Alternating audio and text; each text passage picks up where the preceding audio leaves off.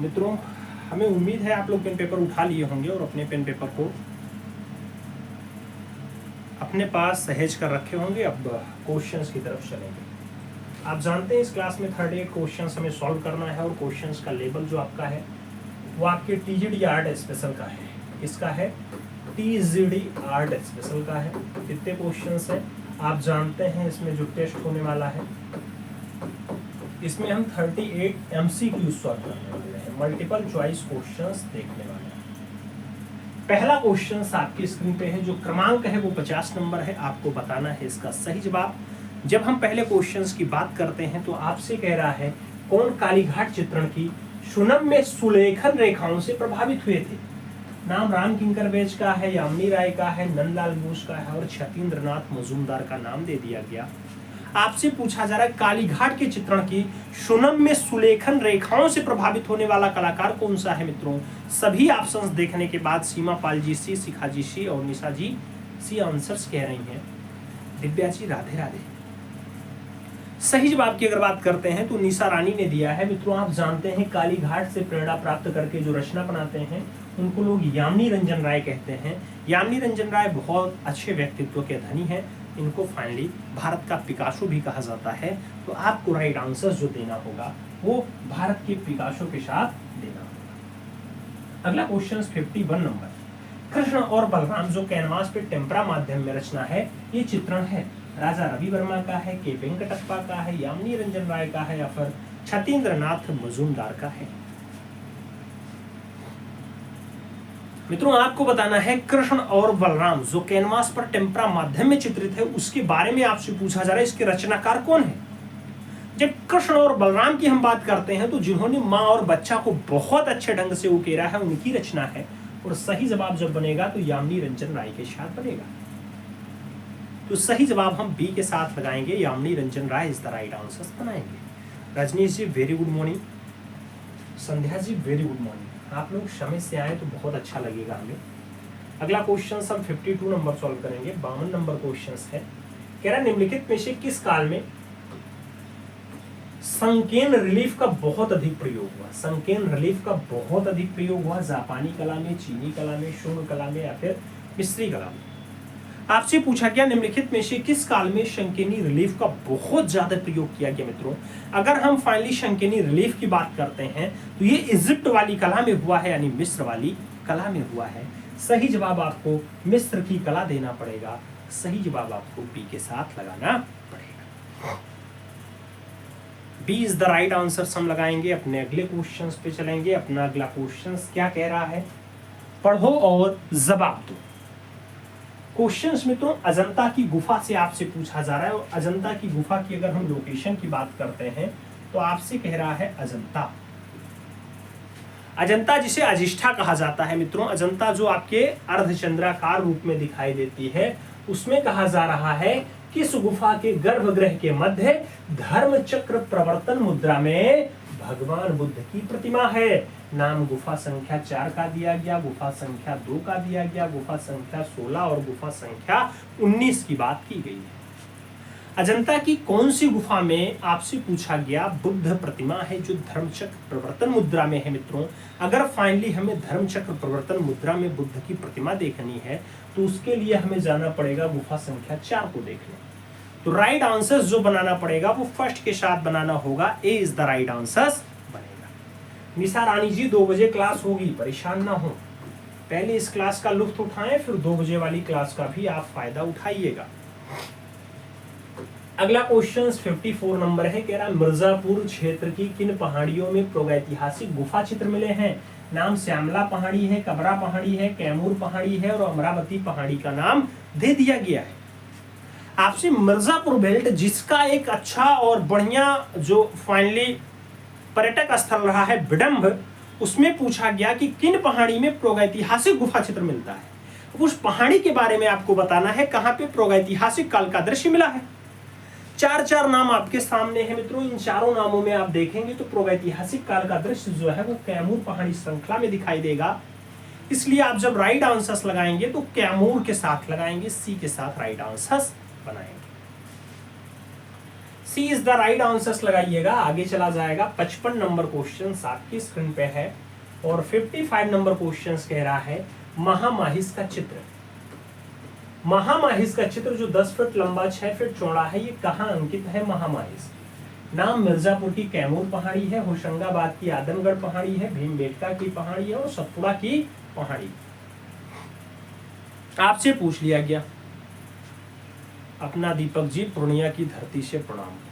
प्रणाम प्रणाम सर प्रणाम। आप खूब स्वस्थ रहें, दीर्घायु हों, शतायु हों, जल्दी से सपने साकार हों, एक योगी शिक्षक बने, अपने बिहार को सशक्त बनाने में अपना अमूल्य योगदान दें। 55 नंबर क्वेश्चंस की हम तरफ चलते हैं। कह रहा महामाहिस का चित्र जो 10 फीट लंबा है और 6 फीट चौड़ा है, ये कहां से मिला है मित्रों? अगर इसके प्राप्ति की हम बात करते हैं तो ये होशंगाबाद से मिला और होशंगाबाद की आदमगढ़ पहाड़ी में देखने को मिलता है। तो राइट आंसर हमें होशंगाबाद की आदमगढ़ पहाड़ी देना पड़ेगा। B is the right answer finally लगाना पड़ेगा। आगे चला जाए तो अगला क्वेश्चन सबका 56 नंबर आता है और 56 नंबर क्वेश्चन आपसे क्या कह रहा है? कह रहा है मित्रों गायिकाएं, गायिकाएं जो बाघ की गुफा में चित्रित है। आप जानते हैं एक संगीत मंडली है गायिकाएं, 21 गुफा के सामने चित्रित है। 3 नंबर गुफा के, 5 नंबर गुफा के, 6 नंबर गुफा के या फिर 4 नंबर गुफा। आप ये तो जानते ही हैं कि बाघ गुफा में टोटल गुफाओं की संख्या कितनी है? तो टोटल गुफाएं 9 पाई जाती हैं। इस 9 गुफाओं में जो 4 नंबर की गुफा है उसका कुछ नाम है जिसमें गायिकाओं का चित्रण है। इस 4 नंबर वाली गुफा का नाम आप कमेंट बॉक्स में छापो। 3 नंबर गुफा आपकी हाथी खाना और 5वीं गुफा आपकी पाठशाला कहलाती है। तो चौथी गुफा का नाम आप कमेंट बॉक्स में छापो जहां पर गायिकाओं का दृश्य देखने को मिलता है। जल्दी से आप लोग नाम छापो, फिर हम आगे बढ़ेंगे और अगला क्वेश्चन अपना सॉल्व करेंगे। कोई लिखा?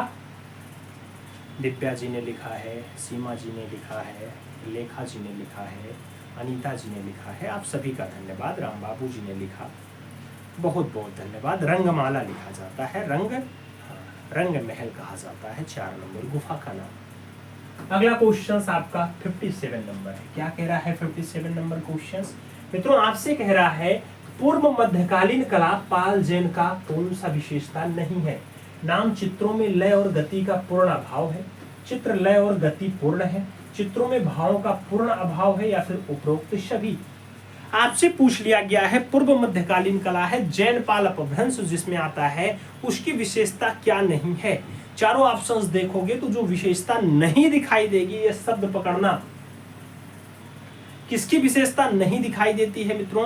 कुछ लोग ए आंसर्स दे रहे हैं, कुछ लोग बी आंसर्स दे रहे हैं, कुछ लोग सी आंसर्स दे रहे हैं, लेकिन आपको यहाँ पे भाव का पूर्ण अभाव दिखाई देता है, इसलिए चित्रों में भावों का पूर्ण अभाव आपका आंसर्स बनेगा, यानी C is the right answers finally लगाना पड़ेगा। तो C is the right answers हम लगाएंगे, सही जवाब सी के साथ बनाएंगे। अगले क्वेश्चंस पे हम चलेंगे। तो हमारा अगला क्वेश्चन 58 नंबर है जो आपकी स्क्रीन पे है। आपसे कह रहा है किशनगढ़ शैली में नायिका के रूप में कौन चित्रित है? किशनगढ़ शैली में नायिका के रूप में राधा है, ललिता है, बनी ठनी है, उमा है।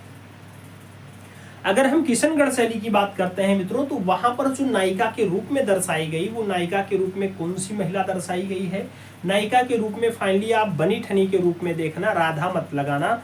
तो सही जवाब आपको बनी ठनी लगाना पड़ेगा। ये बनी ठनी पूछा जाए किसका प्रतिरूप है, तब लगाना कि ये राधा का प्रतिरूप बताया जाता है। और भारत की बनी ठनी कौन है मित्रों? तो आप जानते हैं भारत की मोनालिसा, भारत की बनी ठनी, यानी बनी ठनी को भारत की मोनालिसा भी कहा जाता है, ये बात भी याद रखना होगा। अगला क्वेश्चन 59 नंबर है। जयपुर के चित्र किस शैली में है?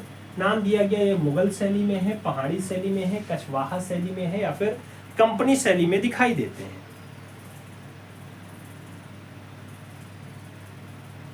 आपसे पूछ लिया गया मित्रों फाइनली एक नाम, और नाम में कहा जा रहा है कि जयपुर के चित्र कौन सी शैली से हैं। अभी जयपुर शैली जो मुगलिया शैली से खूब ज्यादा प्रभावित रहा है, लेकिन ये जो शैली में है ये कछवाहा राजवंश के अंतर्गत आता है, तो यहाँ हमें कछवाहा के साथ आंसर्स देना है। B is the right answer finally लगा लेना है। तो सही जवाब आप बी के साथ लगाना, B is the right answers बनाना मित्रों। अगला क्वेश्चन 60 नंबर आपकी स्क्रीन पे ये रहा।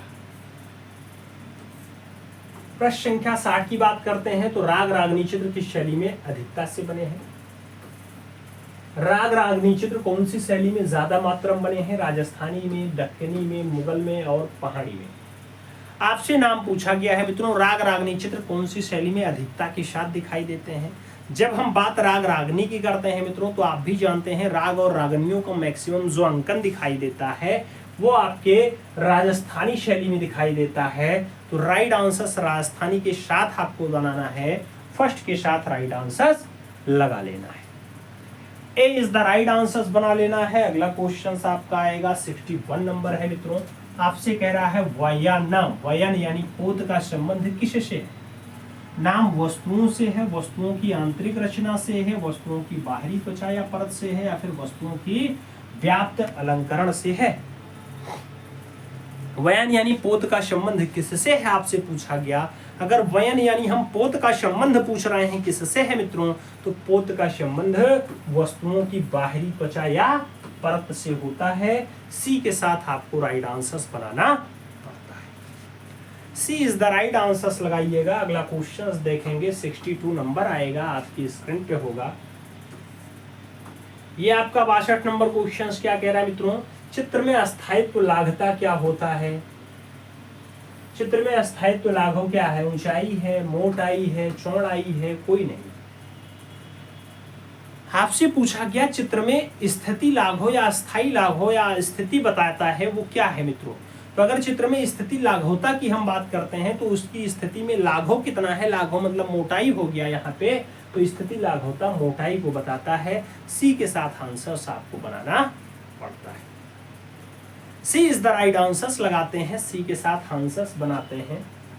अगला क्वेश्चन 63 नंबर पढ़ते हैं। तेरा एक चित्र में कितनी भूमि यानी ग्राउंड्स होती हैं? एक चित्र में एक ग्राउंड है, 3 ग्राउंड है, 2 ग्राउंड है, या फिर अनंत ग्राउंड है?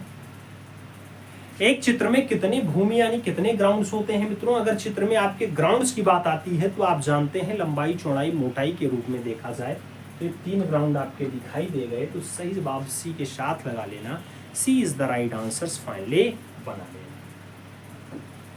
सी के साथ आपका आंसर बन रहा है। 64 नंबर क्वेश्चन आपकी स्क्रीन पे है। आपसे कह रहा है फ्रेस्को सिस्को चित्रण में किस प्रकार की भित्ति का उपयोग करते हैं?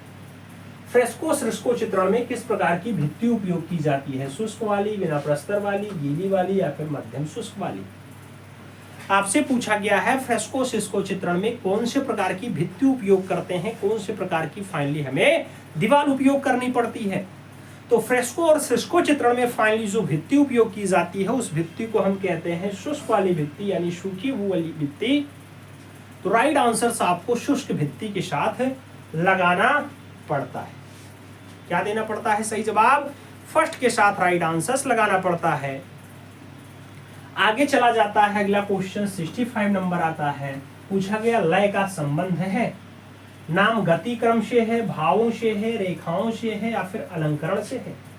लय का संबंध है। लय का संबंध किससे आप देख करके बताते हैं मित्रों? तो अगर हम लय की फाइनली बात करते हैं तो लय मतलब गति हो गया, तो लयात्मक है यानी गति क्रम में है। राइट आंसर फर्स्ट के साथ लगाना है। रामकृष्ण का एकदम सही जवाब आया है।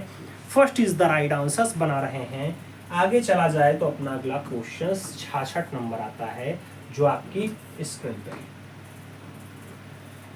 आंधियां हसरत से अपना शर पटकती रह गईं, आंधियां हसरत से अपना शर पटकती रह गईं, बच गए वो पेड़ जिनमें था हुनर झुकने का, बच गए वो पेड़ जिनमें था हुनर झुकने का।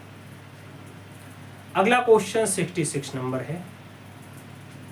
आपसे कह रहा संवाहक का प्रयोग किस माध्यम में नहीं होता है? नाम तेल का है, पेस्टल का है, टेम्परा का है और जल का नाम दे दिया गया। संवाहक का प्रयोग कहाँ नहीं करते हैं? अगर हम फाइनली संवाहक का प्रयोग नहीं करते हैं पूछा जा रहा है तो आप जानते हैं कि पेस्टल माध्यम ऐसा है कि इसमें संवाहक का उपयोग नहीं होता है। तो राइट आंसर आपको पेस्टल के साथ लगाना है। C is the right answer finally बनाना है। तो सी के साथ आप सही जवाब लगाएंगे। C is the right answers बनाएंगे। आगे चला जाएगा तो अपना अगला क्वेश्चन आएगा जो 67 नंबर है। इसमें से कौन सा रंग मुख्य यानी प्राइमरी है? नाम दिया गया हरा रंग है, बैगनी रंग है, नीला रंग है, नारंगी रंग है। कौन सा रंग आपका प्राइमरी है मित्रों? तो आपको बताना है इन सभी ऑप्शंस में कौन सा रंग आपका प्राइमरी माध्यम में आता है। अगर हम प्राइमरी रंग की बात करते हैं तो फाइनली जो आंसर्स निकल करके आता है, प्राइमरी में नीला आता है, नीला के साथ पीला आता है और पीला के साथ क्या आता है, लाल आता है। तो लाल पीला नीला आपके प्राइमरी रंग है। बाकी जो प्राइमरी के सहयोग से दूसरा रंग तैयार होता है उसे द्वितीयक रंग कहा जाता है। ये भी बात आपके सामने जरूर आती है।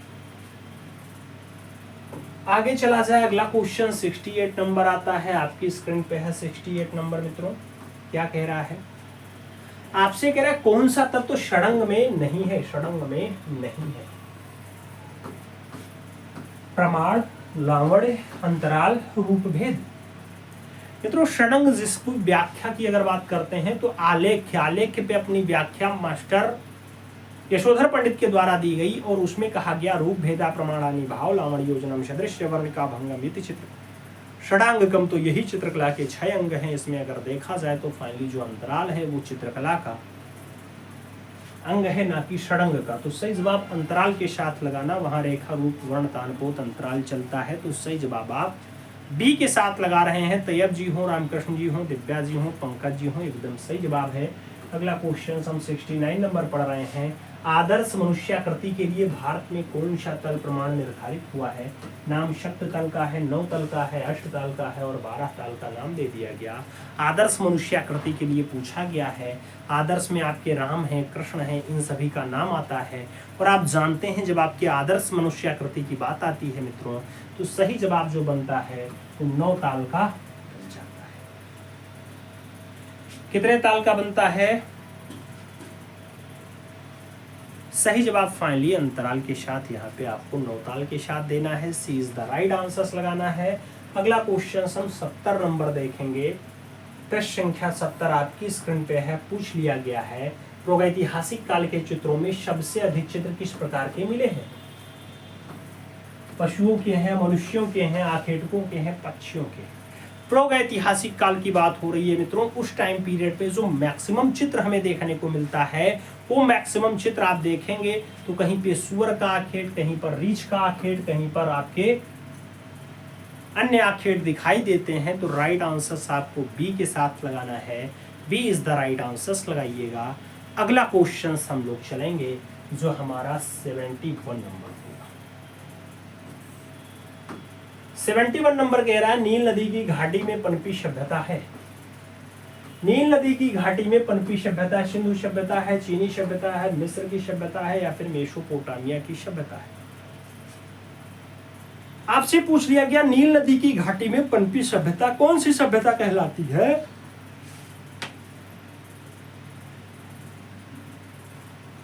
तो नील नदी की घाटी में जो पनपी सभ्यता है मित्रों वो इजिप्ट की सभ्यता या मिस्र की सभ्यता कहलाती है। तो सही जवाब मिस्र की सभ्यता के साथ देना। सी के साथ आप राइट आंसर्स लगाना। C is the right answers finally बना लेना। अगला क्वेश्चन आप 72 नंबर देखोगे। आपसे कह रहा है बादामी की खोज का श्रेय किसे प्राप्त है? नाम डेजरफील्ड है, स्टेला कैम्ब्रिज है, अलेक्जेंडर है, मिस्टर मुरे का नाम दे दिया गया। आपसे बादामी गुफा के बारे में पूछा गया कि इसके खोजने का श्रेय किसे प्राप्त है। फाइनली अगर हम बादामी की बात करते हैं तो बादामी को खोजने का काम मिस्टर मुरे का है। मिस्टर मुरे हैं बादामी बादामी बादामी बादामी बादामी, अरे मिस्टर मुरे हैं? अरे नहीं भाई, स्टेला कैम्ब्रिज हैं। तो सही जवाब क्या लगाओगे? स्टेला कैम्ब्रिज लगाना। C is the right answer finally बना लेना। बहुत गर्मी है मित्रों, बहुत जरूरी हो तभी घर से बाहर निकलें। पर्याप्त गर्मी है, समय से पानी का सेवन करते रहें। अपने घर के बाहर थोड़ा सा पानी जरूर रखें। प्याऊ की सुविधा अगर करवा सकते हैं, आप शहर में हैं तो प्याऊ का उपयोग जरूर करवाएं अपने घर के बाहर, जिससे लोगों को गर्मी से राहत मिल सके। बहुत पर्याप्त गर्मी है मित्रों, बहुत पर्याप्त। अपनी क्षमता के अनुसार लोगों में सेवाएं देनी चाहिए। अगला क्वेश्चन 73 नंबर है। स्पेन की अल्तामीरा गुफा में किस जानवर का चित्र अधिक दिखाई पड़ता है? नाम बैल का है, भालू का है, जंगली भैंसा और हाथी का नाम दे दिया गया। स्पेन की अल्तामीरा में पूछा गया कौन सा चित्र आपको मैक्सिमम देखने को मिलता है। अगर हमें स्पेन की अल्तामीरा देखनी है तो हमें बाइसन देखना पड़ेगा, और बाइसन यानी जिसे हम जंगली भैंसा कहते हैं उसका दृश्य मैक्सिमम दिखाई देता है। तो सही जवाब आपको डी के साथ लगाना पड़ता है। D is the right answers लगा लो। अगला क्वेश्चन आपका 74 नंबर है जो आपकी स्क्रीन पे है। आपसे कह रहा है 1958 में भीमबेटका गुफा के चित्रों को खोजने का काम सर्वप्रथम किसका रहा है? राय कृष्णदास, रामचंद्र शुक्ल, बी.एस. वाकाड़कर और नंदलाल घोष का नाम आपके सामने है। आपसे पूछा गया है आपकी जो फाइनली भीमबेटका गुफा है उसको खोजने का काम किसका रहा। मित्रों, आप भी जानते हैं कि उज्जैन विश्वविद्यालय में एज अ प्रोफेसर के रूप में काम करने वाले विष्णु श्रीधर वाकाड़कर इसके खोज करता है। तो सी के साथ आपको राइट आंसर्स फाइनली बनाना है। C is the right answers लगाना है। सी के साथ आप आंसर्स मिलान करिएगा। अगला क्वेश्चन आपका 75 नंबर आएगा जो आपकी स्क्रीन पे है। पूछ लिया गया एलोरा की गुफाएं कौन से राज्य में स्थित हैं, लोकेशन कहाँ पे है। नाम आंध्र प्रदेश का है, मध्य प्रदेश का है, महाराष्ट्र का है और बिहार का नाम आपकी स्क्रीन पे दिया गया। पूछा गया एलोरा की गुफा कहाँ स्थित है। मित्रों, अगर हम फाइनली एलोरा की बात करते हैं तो एलोरा आपके कहाँ पे स्थित है। एलोरा फाइनली आपके महाराष्ट्र प्रांत में है। पूछा जाए राज्य के बाद कितनी है, संख्या कितनी है गुफाओं की, तो जब कितनी की बात आए तो यहाँ पे आप 34 याद रखिएगा। जब आपके अजंता की बात आए तो ये भी आपके महाराष्ट्र औरंगाबाद में है, लेकिन इसकी गुफा की संख्या 30 है। ये बात भी आप जरूर याद रखिएगा। आगे चलते हैं। अगला क्वेश्चन हमारा 76 नंबर आता है, आपकी स्क्रीन पे है। आपसे कह रहा है जोगीमारा के चित्र बने हैं। जोगीमारा के चित्र बने हैं छत पर, लाल पृष्ठभूमि पर, सफेद पृष्ठभूमि पर, पीली पृष्ठभूमि पर। आपसे जोगीमारा के चित्रों के बारे में पूछा गया, इसकी लोकेशन कैसी दिखाई देती है, कैसे बने हुए हैं।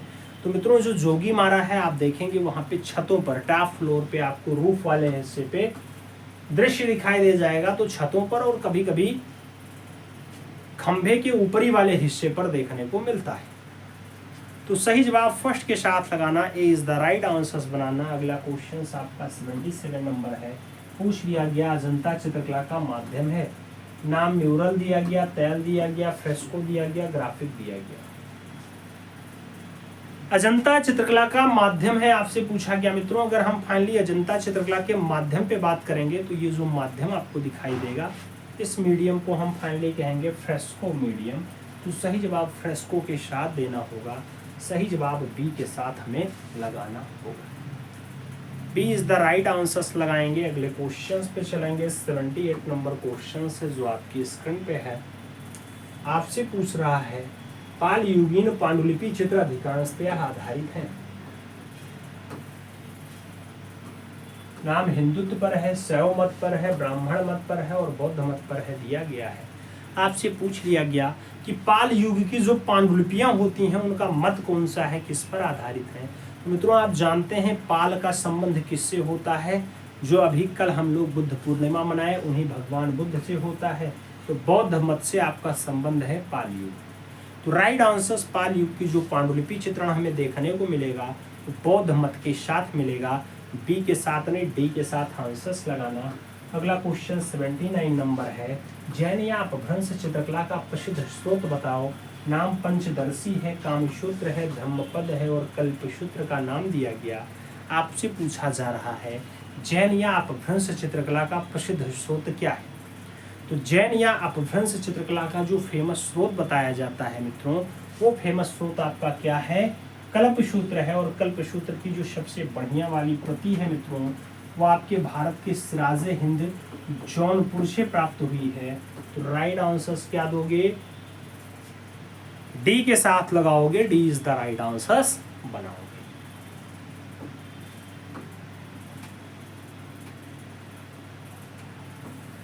अगला क्वेश्चन 80 नंबर आता है। प्रश्न संख्या 80 की अगर हम बात करते हैं, आपसे पूछ लिया गया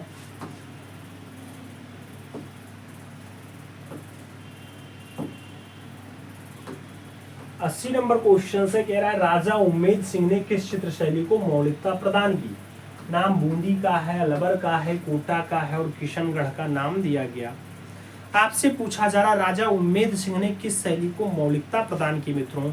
अगर हम फाइनली राजा उम्मेद सिंह के मौलिकता की बात करेंगे तो वो जो फाइनली प्रदान होती है वो हमें कोटा शैली में देखने को मिलती है। राइट आंसर्स कोटा के साथ देना है, D is the right answers लगाना है। अगला क्वेश्चन 81 नंबर आता है, पूछा गया राजपूत शैली किसका सम्मिलित नाम है। राजस्थानी और मुगल का, राजस्थानी और पहाड़ी का, भ्रंश और किशन का, या फिर जयपुर और ईरानी का। आपसे पूछा गया राजपूत शैली किसका सम्मिलित नाम होता है मित्रों। अगर हमें राजपूत शैली के बारे में पूछना है तो राजपूत शैली जो सम्मिलित नाम दिखाई देता है मित्रों वो आपका दिखाई देता है राजस्थानी और पहाड़ी का। तो सही जवाब राजस्थानी प्लस पहाड़ी इक्वल टू राजपूत शैली बनेगा। सही जवाब हमें सी के साथ लगाना होगा, सी इज द राइट आंसर्स बनाना होगा। आगे चला जाए तो अगला क्वेश्चन 82 नंबर आता है। आपसे क्या कह रहा है, कह रहा मुगल शैली में रंग बनाए जाते थे। मुगल शैली में रंग बनाए जाते थे फूलों से, पत्तियों से, इनमें से कोई नहीं, और खनिज से। आपसे पूछा गया मुगलिया शैली में रंग के उपयोग की अगर बात आती है तो किससे बनाए जाते हैं मित्रों। तो मुगल शैली में जो फाइनली रंग बनाए जाते हैं वो आपके खनिजों से बनाए जाते हैं। इसलिए जब सही जवाब की बात आए तो खनिज के साथ आंसर्स देना, B is the right answers finally लगा लेना। बी के साथ आंसर्स लगाओ। अगला क्वेश्चन 83 नंबर आता है, पूछा गया मुगलिया चित्रकला में हिंदू विषयों का पोषक था। नाम बाबर का है, जहांगीर का है, अकबर का है और शाहजहां का नाम दिया गया। आपसे पूछा गया है मुगल चित्रकला में हिंदू विषयों का पोषक कौन रहा है मित्रों। तो मुगलिया चित्रकला में हिंदू विषयों का जो पोषक माना जाता है उसका नाम अकबर होता है। और राइट आंसर्स अकबर के साथ ही आपको देना पड़ेगा, बी के साथ राइट आंसर्स यहाँ पे बनाना पड़ेगा। तो B is the right answers लगा लो मित्रों। अगला क्वेश्चन आपका 84 नंबर आएगा। 84 नंबर क्वेश्चन की बात करेंगे तो कह रहा है महाराजा शंसार चंद्र ने निम्नलिखित में से किस शैली को संरक्षण दिया। नाम किशनगढ़ का है, मुगल का है, राजपूत और पहाड़ी का नाम दिया गया। आपसे पूछ लिया गया महाराजा शंसार चंद्र ने कौन सी शैली को संरक्षण दिया है मित्रों। अगर हम फाइनली संरक्षण की बात करते हैं तो महाराजा शंसार चंद्र ने जो संरक्षण दिया है वो शैली होती है आपकी पहाड़ी शैली। वही पहाड़ी शैली जहाँ पर कृष्ण लीला का बहुत अच्छा अंकन देखने को मिलता है, बहुत बढ़िया बढ़िया चित्रकारी देखने को मिलती है। तो सही जवाब बी के साथ लगा लो। 85 नंबर क्वेश्चन पे चलेंगे। कह रहा है कंपनी शैली को भारतीय केंद्रों में प्रसिद्ध होता है।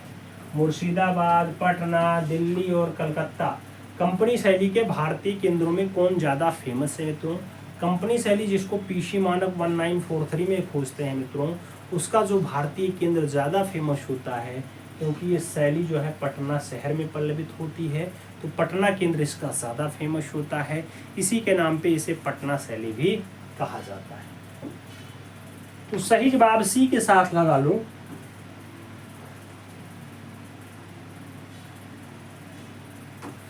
अगला क्वेश्चन 86 नंबर आता है। आपसे पूछ लिया गया है, क्या कह रहा है, छोटे छोटे रंगीन कांच के टुकड़ों से धरातलीय अलंकरण में मणिकुट्टियम। मणिकुट्टियम कार्य किस शैली की विशेषता है। नाम गोथिक का है, बरोक का है, बाइजेंटाइन का है, पुनरुत्थान का नाम दे दिया गया। छोटे छोटे रंगीन कांच के टुकड़ों से जो धरातल पे मणिकुट्टियम की जाती है उस मणिकुट्टियम के बारे में पूछा गया किसकी विशेषता होती है। तो इस विशेषता की अगर बात करते हैं तो नाम जो है वो बाइजेंटाइन के साथ जुड़ता है, यानी नाम आपका बी के साथ जुड़ता है। तो B is the right answers finally आपको बनाना पड़ जाता है। B is the right answers बनाते हैं। अगले क्वेश्चंस पे चलते हैं। अगला क्वेश्चंस आपकी स्क्रीन पे है और आपसे क्या कह रहा है। अगला क्वेश्चन आपसे कह रहा है किसे 1849 में लोरेंजा तथा इसाबेला जो कैनवास पर तैलीय रचना है चित्र बनाया जिसकी बहुत प्रशंसा हुई। नाम दिया गया जोशुआ रोनाल्ड्स का है, पिकासो का है, जॉन एवरेट मैसेल का है और नाम वॉन गॉग का दे दिया गया। आपसे पूछ लिया गया है लोरेंजा और इसाबेली जैसा बढ़िया रचना जो 1849 के आसपास बनाई जाती है वो किसके द्वारा बनाई जाती है। तो नाम जो यहाँ पे जुड़ता है मित्रों वो नाम आपका जुड़ता है जॉन एवेरेटो मिलेसो का, तो सही जवाब जॉन एवेरेटो मिलेसो का देना पड़ेगा। बी के साथ फाइनली आंसर्स बनाना पड़ेगा। B is the right answers लगाना पड़ेगा। अब आपको बताना है कि 38 क्वेश्चन आपके कंप्लीट हुए, आपका स्कोर क्या है। ईमानदारी के साथ बताओ। चैनल के साथ अगर पहली बार जुड़े हैं तो चैनल को सब्सक्राइब करें, बेल आइकन जरूर प्रेस करें, जिससे नोटिफिकेशन आपको समय से मिले और आप चैनल का भरपूर लाभ समय से ले सकें।